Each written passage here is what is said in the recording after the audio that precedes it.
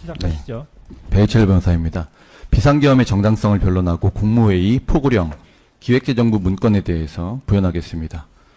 2024년 12월 3일입니다. 미국 FBI는 한 중국인을 긴급 체포합니다. 연방검사는 기자회견을 통해 북한이 미국에서 중국 간첩을 이용해 군사장비와 고급 기술을 수집하며 작전을 수행하고 있다고 발표했습니다. 그 목적은 한국을 기습 공격하기 위한 정교한 계획의 일환이었다고 밝혔습니다. 북한은 군사 드론 작전을 위해 그에게 비행기 엔진을 구하라고 했으며 또한 미군 군복을 구해오라고 지시했습니다. 이유는 북한군이 미군 군복을 이용해 병사들을 위장해 한국에 대한 기습 공격을 감행하기 위함이라고 했습니다. 대통령으로 있다 보면 국가의 안위를 위해 밝히기 어려운 많은 기밀 정보를 가지게 됩니다. 겉으로는 보이지 않지만 얼마 뒤면 나라의 큰 위기로 닥칠 문제점들이 대통령의 시야에는 들어옵니다. 서서히 끓는 솥 안의 개구리는 눈앞의 현실을 깨닫지 못한 채 죽어갑니다. 윤석열 대통령에게는 대한민국의 운영 시스템과 소프트웨어적 위기로 인해 벼랑 끝으로 가고 있는 나라의 위기가 보였습니다. 그 위기는 헌정 질서를 파괴하는 자유민주주의의 위기이자 선거로 행사되는 국민 주권을 위협하는 총체적 시스템의 위기였습니다. 비상계엄의 요건은 전시, 사변, 기타 이에 준하는 비상사태입니다. 전시와 사변이 우리 국토공간 위에서 벌어지는 물리적인 상황, 즉 하드웨어의 위기 상황이라면 기타 이에 준하는 비상사태는 행정기능과 사법기능의 마비, 즉 우리나라의 운영 시스템과 소프트웨어의 위기 상황을 뜻합니다. 헌법 제66조는 대통령은 국가 원수로 국가를 대표하며 국가의 독립, 영토의 보전, 국가의 계속성과 헌법을 수호할 책무를 진다고 규정하고 있습니다. 국가의 독립과 영토의 보전이 하드웨어를 지키는 책무라면 국가의 계속성과 헌법 수호는 운영체계와 소프트웨어를 지키라는 책무를 부여한 것입니다.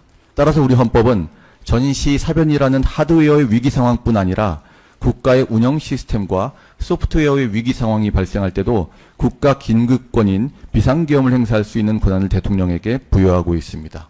1심은 비상계엄 선포 당시 전시, 사변에 준하는 비상사태가 아니었으므로 실체적 요건을 갖추지 못했다고 판단했습니다. 하지만 이는 과거의 물리적, 하드웨어적인 전쟁 상황만을 가정해 법리를 오해한 판단입니다. 민노총 간첩단 사건 판결에 따르면 2022년 3월 10일 윤석열 대통령 당선 후 북한 문화교류국은 3월 21일에 윤석열 탄핵투쟁의 불씨를 지펴 올리라는 지령을 내립니다. 이에 따라 윤 대통령이 취임하기도 전인 3월 26일부터 윤석열 선제 탄핵 집회가 열리기 시작합니다. 2024년 12월 초까지 무려 178회의 대통령 퇴진 탄핵 집회가 계속됩니다. 이 집회에는 민주당 의원들도 발언대에 올랐습니다. 용산 대통령실 등에서 윤석열 탄핵 구호로 시위를 전개할 것, 윤석열 정권을 극도의 통치 위기로 몰아넣어라, 민노총 간첩단 사건의 판결로 밝혀진 2022년 6월 29일 북한의 지령입니다. 판결에 명시된 민노총 간첩 사건의 범죄 사실입니다. 조직은 김일성, 김정일 주의의 기치에 따라 반혁명 세력을 순식간에 와해시키고 혼란에 빠뜨리며 반혁명 세력의 통치기관을 마비시킴으로써 정권을 장악할 수 있는 가장 위력적인 방도를 통해 남조선 혁명 완수를 궁극적 목적으로 한다. 통치기관을 마비시킴으로써 주목할 것은 통치기관을 마비시켜 정권을 장악하라는 목표입니다. 그리고 거대 야당이었던 민주당은 북한의 지령 그대로 윤석열 정부 강요에 대한 줄탄핵으로 정부기관, 즉 통치기관을 마비시키는 국정마비를 획책합니다. 총 30건에 달하는 장관 및 검사에 대한 탄핵이 있었으며 이는 우리 헌정사뿐만 아니라 세계 헌정사에도 유례가 없는 일입니다. 대통령제의 효시인 미국에서도 230년이 넘는 민주주의 역사 동안 하원에 탄핵하는 총 20건에 불과합니다. 이태원 참사가 발생하자 거대 야당이었던 민주당은 연일 진상규명을 외치며 참사를 정쟁에 이용했고 급기야 행정안전부 장관을 탄핵했습니다. 당시 북한이 민노총 간첩단에게 보낸 지령문에 이런 내용이 있습니다. 윤석열 퇴진 함성이 서울 시내를 흔들게 하라. 이번 특대형 참사를 계기로 사회 내부에 세월호 참사 진상규명 투쟁과 같은 정세 국면을 조성하는 데 중점을 두고 각계각층의 분노를 최대한 분출시켜라. 민주당이 북한 지령을 받은 간첩단과 사실상 똑같은 일을 벌인 것입니다. 이야말로 사회의 갈등과 혼란을 키우는 선동 탄핵이라 할 것입니다. 민주당은 다수 의석으로 고위공직자들을 탄핵하고 또 탄핵했습니다. 탄핵 소추를 통과시키면 아무 잘못이 없어도 탄핵 심판까지 장기간 직무가 정지됩니다. 국정마비를 막기 위해 많은 공직자들이 자진 사퇴하기도 했습니다. 하지만 사퇴하더라도 후임자 선정과 인사청문까지 많은 절차와 시간이 소요되기에 부처의 업무에는 큰 차질이 생깁니다. 법무부 장관은 이재명을 째려봤다는 이유로 탄핵되었습니다. 법무부 장관을 탄핵하면 범죄 수사와 출입국 업무에 차질이 생기게 됩니다. 북한은 우크라이나의 병력을 파병해 러시아와 군사 밀착을 시도했습니다. 이는 우리에게 매우 심각한 안보 위협이었습니다. 이를 살피기 위해 참관단을 보내려 하자 국방부 장관을 탄핵하겠다고 겁박하며 결사적으로 막았습니다. 탄핵으로 안보와 국방에 공백이 생기게 만든 것입니다. 행정안전부 장관의 탄핵으로 재난안전에 차질이 생겼다는 것은 이상민 장관의 법정 진술로 확인된 바 있습니다. 또한 거대 야당은 방송통신위원장을 탄핵해 방송, 미디어, 인터넷을 장악하고자 했습니다. 이진숙 방통위원장은 불과 취임 이틀 만에 탄핵이 발의되었으며 174일간 직무가 정지되었습니다. 이러한 탄핵 남발로 국정을 마비시켜 정부의 국정 운영을 철저히 틀어막은 것입니다. 민주당은 자신들에 대한 부정부패와 비리를 수사하는 검사들도 줄줄이 탄핵하며 수사를 막았습니다. 사법기능의 마비이자 방탄 탄핵인 것입니다. 이재명의 쌍방울 대북송금을 수사했던 박상용 검사, 이재명의 대장동과 백현동 사건을 수사했던 강백신 검사와 어미준 검사, 이재명의 법카 유용 사건을 수사했던 이정섭 검사, 민주당 전당대회 돈봉투 사건을 수사했던 김영철 검사가 줄줄이 탄핵되었습니다. 민주당은 급기야는 부패, 경제 등 중요 사건의 50% 이상을 다루는 핵심 수사기관인 서울중앙지검장까지 탄핵하기에 이릅니다. 이들은 판결이 마음에 들지 않으면 판사도 탄핵하겠다며 겁박해 사법부의 독립을 무너뜨렸습니다. 실제 민주당을 포함한 112명의 국회의원들은 대법원장에 대한 탄핵을 추진했습니다. 민주당은 이처럼 판사를 겁박하고 다수의 검사를 탄핵하는 등 사법의 업무를 마비시키고 다수의 장관을 탄핵하며 행정부마저 마비시켰습니다. 이들은 탄핵 소추권을 가지고 전횡을 휘두르며 행정기능과 사법기능을 마비시켜 헌정질서를 통째로 무너뜨리고 있었던 것입니다.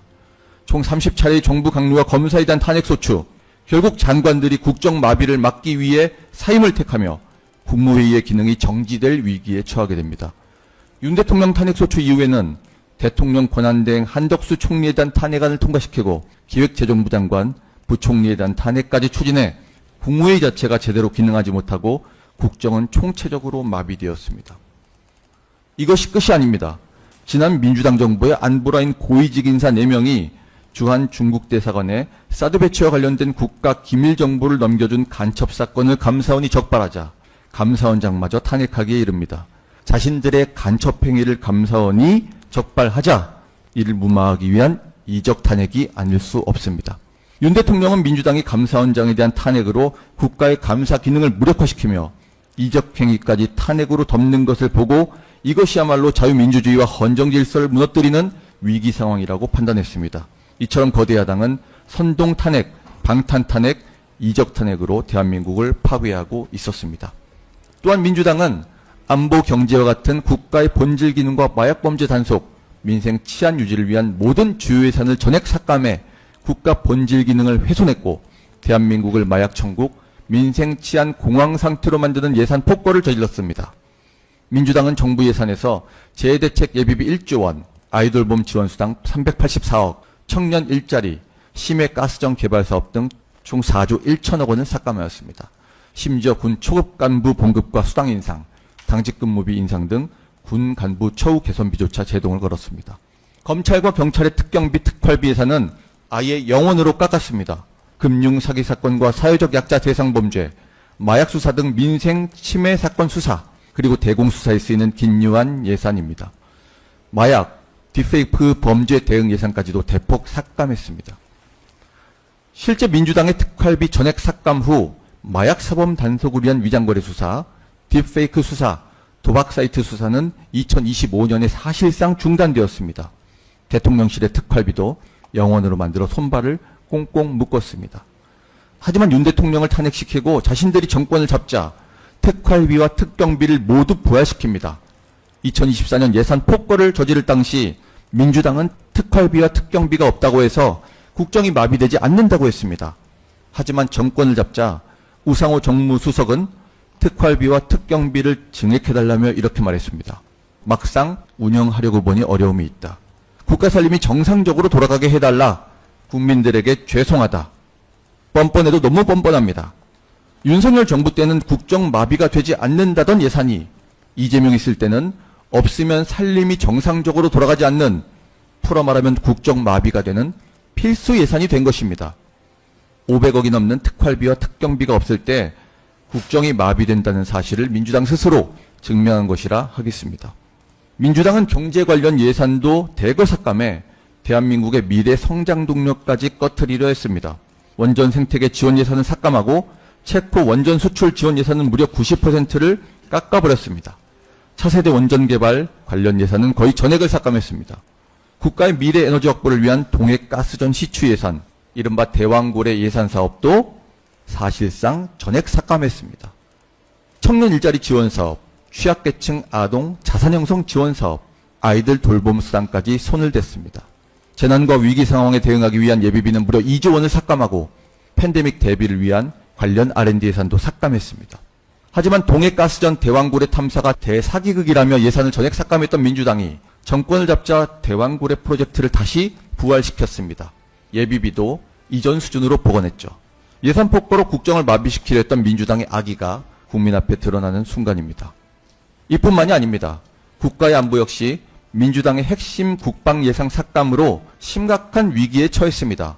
민주당은 북한 핵과 미사일 위협에 대응하기 위한 킬체인 정찰 자산 예산을 무려 4,852억이나 삭감했습니다.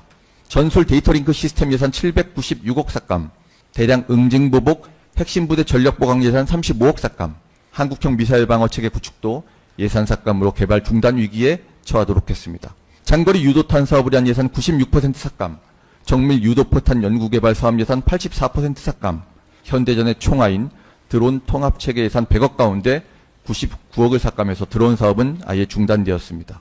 아무리 주먹이 세도 앞이 보이지 않으면 싸울 수 없듯이 감시 정찰 자산이 없으면 아무리 좋은 무기도 무용지물입니다. 이렇게 국방 안보 분야 예산을 6,277억이나 삭감했습니다. 또한 군인 복지 관련 예산 5천억의 증액도 무산되었습니다. 민주당은 도대체 누구의 지시를 받아서 이렇게 핵심 예산만 딱딱 골라서 삭감한 것인지 의문입니다. 국방 예산 삭감에 대해 민주당은 전체 예산 중 0.65%만 깎았다고 주장했습니다. 하지만 그 0.65%가 어딘지가 중요합니다.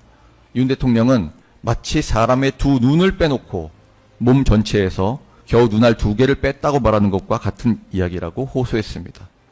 두 눈은 신체 면적에서 차지하는 비중이 0.17%에 불과합니다. 하지만 두 눈이 없으면 앞을 볼 수 없습니다. 당연히 신체는 제 기능을 할 수 없겠죠. 민주당이 삭감한 국방 예산은 우리 군의 눈알과 같은 예산으로 앞을 볼 수 없으면 적의 침략에 대응할 수 없음 또한 자명합니다. 민주당은 헌정사상 처음으로 여야 합의 없이 일방적으로 예산을 난도질하여 국방력을 약화시키고 안보를 무력화한 것입니다. 안보의 위기는 곧 다가올 국가의 위기인 것입니다. 게다가 지난 민주당 정권은 국군 방첩사령부의 수사요원을 대폭 감축했습니다. 군과 방산에 대한 정보활동과 방첩활동에 심각한 타격을 준 것입니다. 또 과거 간첩사건과 연루된 인물을 국정원의 주요 핵심 간부로 발령내 방첩기관인지 정부 유출기관인지 모를 조직으로 방치하기도 했습니다. 민주당은 우크라이나 참관단 파견, 대북 확성기와 오물풍선 대응 검토와 같은 우리 군의 정당한 안보활동까지 외환죄라고 주장하고 나섰습니다. 국가와 국민의 안전을 지키려는 대통령을 전쟁광이라고 비난하고 북핵 위협에 대응하는 한미일 합동훈련을 극단적 친일 행위로 매도했습니다.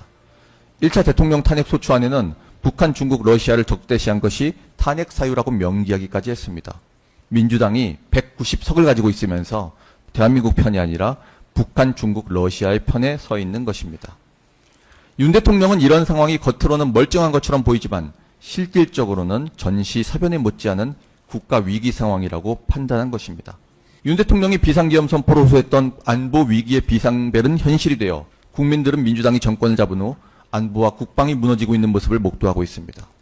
육군사관학교 폐지, 드론사 해체, 방첩사 해체, 북의 남하를 막기 위한 전방 기갑부대 저지시설 철거, 대전차 방벽과 장애물 철거, 대북 확성기 폐지, 대북 라디오 방송 폐지, 대북 전단 금지, 군 위병소에서 총기 대신 3단봉 근무, 여의도 250배 면적의 민간 통제선 해제, 군사 분계선을 북에 유리하게 남쪽으로 후퇴, 한미연합 기동훈련 축소 전방 실사격 훈련 중단, 최전방 기계화 보병사단 해체, 한강 해저 정밀지도 북에 유출, 군장교 핵심 보직 민간으로 대체, 최전방 비무장지대 감시초소 철거, 공군 실사격 훈련 4분의 1로 축소, 군 후방 경비 민간 위탁 등 도대체 앞으로 얼마나 더 안보 자해 행위를 하려는 것입니까?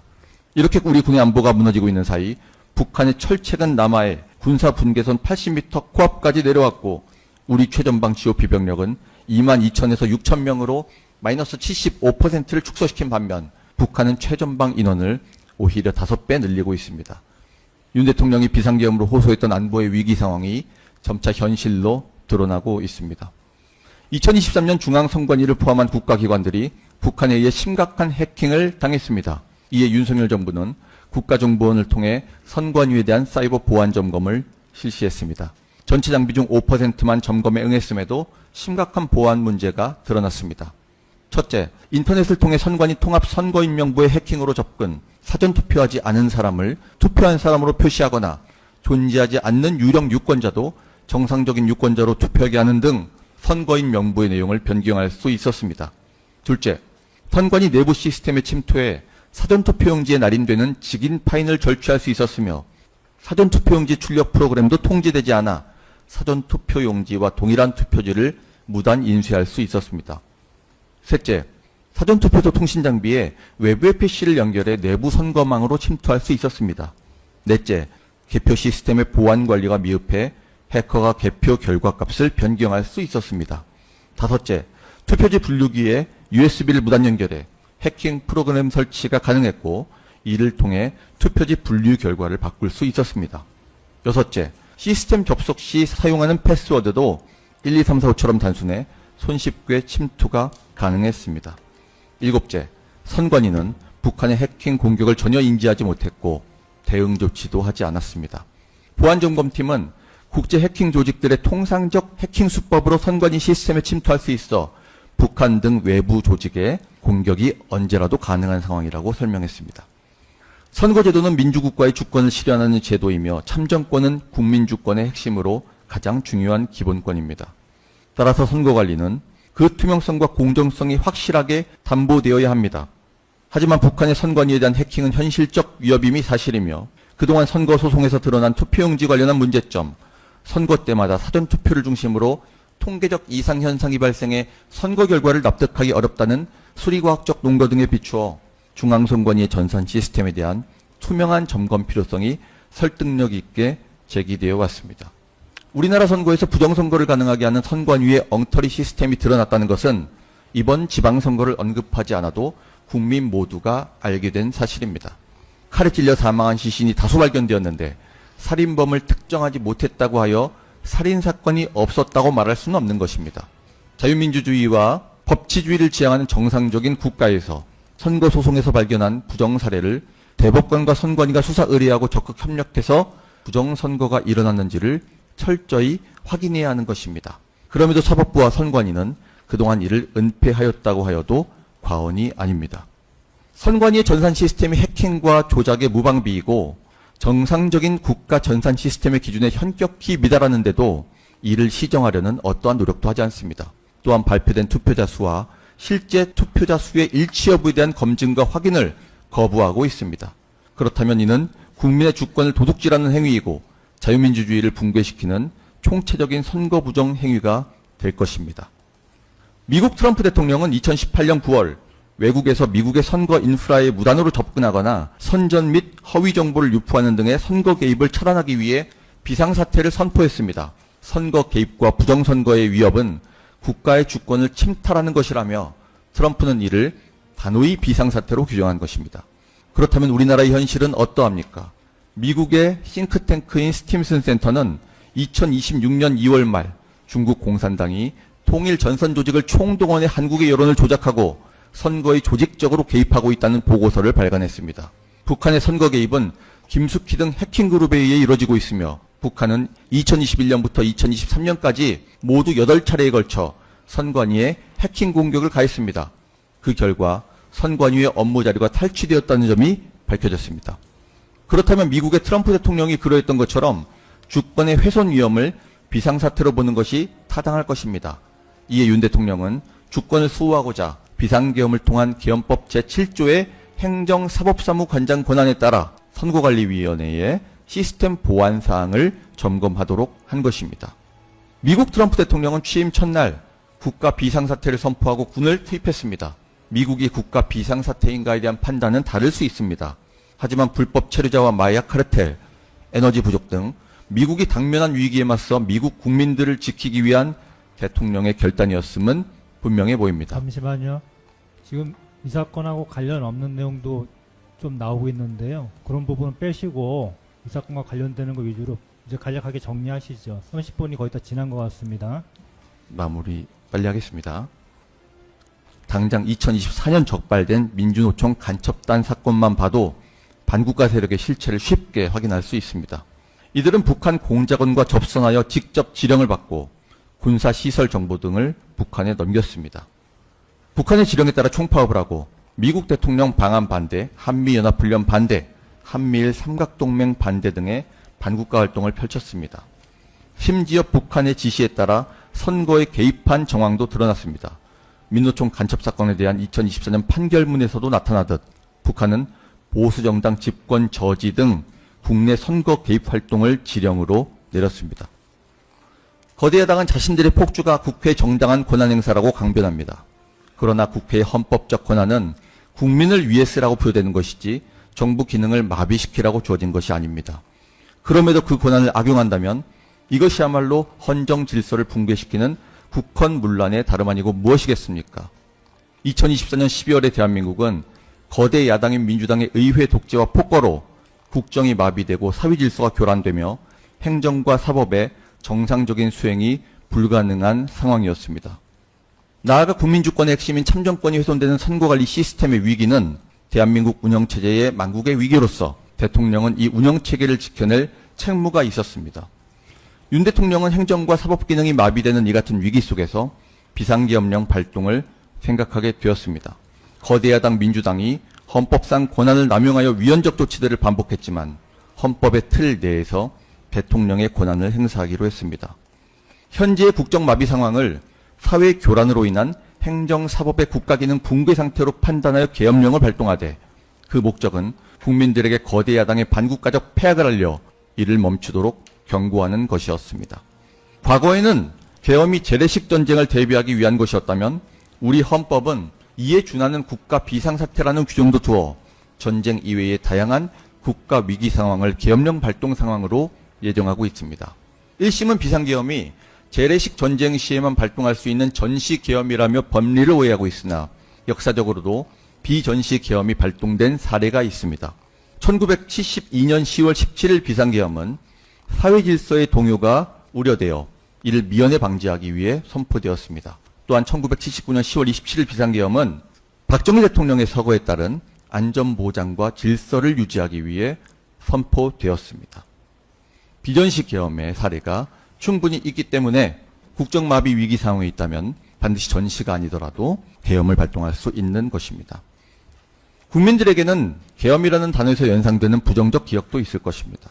민주당은 이런 트라우마를 이용해 국민을 내란 프레임으로 선동해왔습니다. 하지만 12.3 비상계엄은 과거의 계엄과는 완전히 다른 것으로 무력으로 국민을 억압하는 계엄이 아니라 계엄의 형식을 빌린 대국민 호소였습니다. 무엇보다 이미 권력의 정점에 있었던 윤석열 대통령 개인을 위한 선택은 결코 아니었다는 사실을 분명하게 말씀드릴 수 있습니다.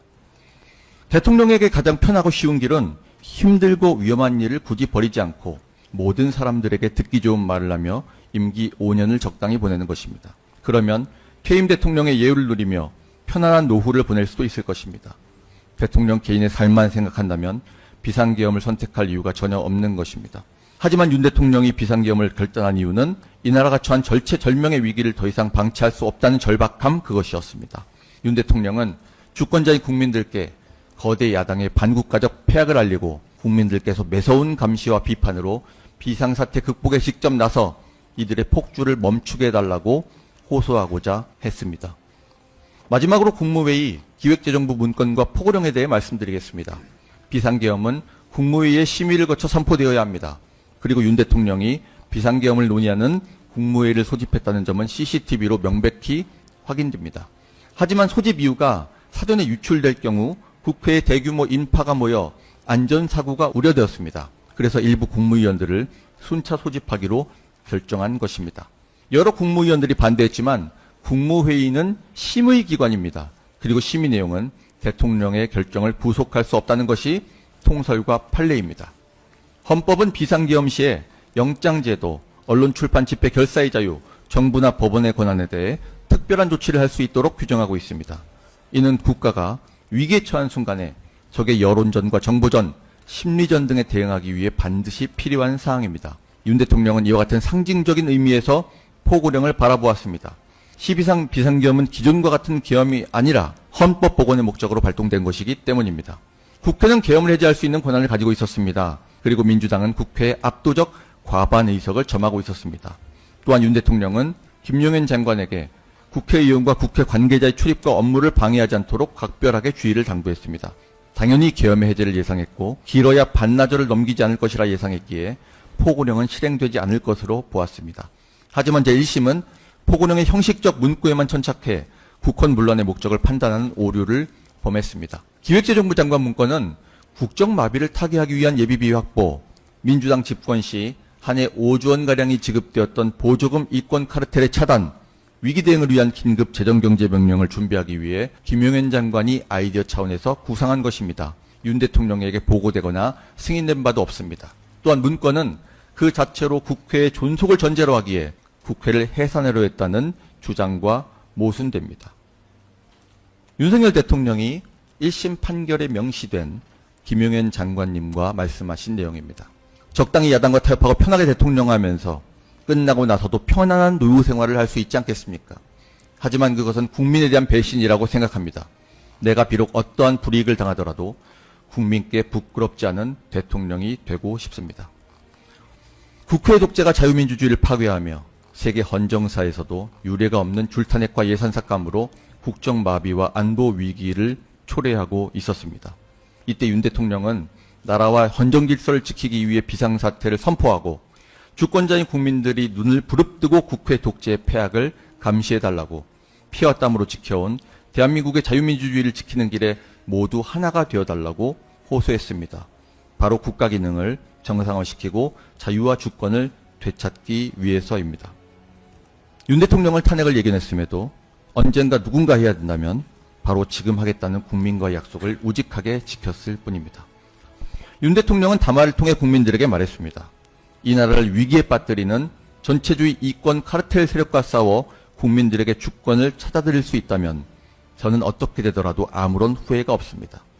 어떤 고난과 어려움에도 자유대한민국을 지키는 당당한 대통령으로 헌정질서를 바로 세우고자 했던 그 엄중한 책임감의 무게를 재판부에서 현명하게 살펴주시기를 바랍니다. 비상계엄은 헌법소 책무를 부여받은 대통령의 비상대권입니다. 국가 위기를 극복하기 위한 대통령의 고도의 정치적 결단인 대통령의 국가 긴급권 행사는 결코 내란이 될 수 없습니다. 따라서 윤석열 대통령께는 무죄가 선고되어야 할 것입니다. 이상입니다.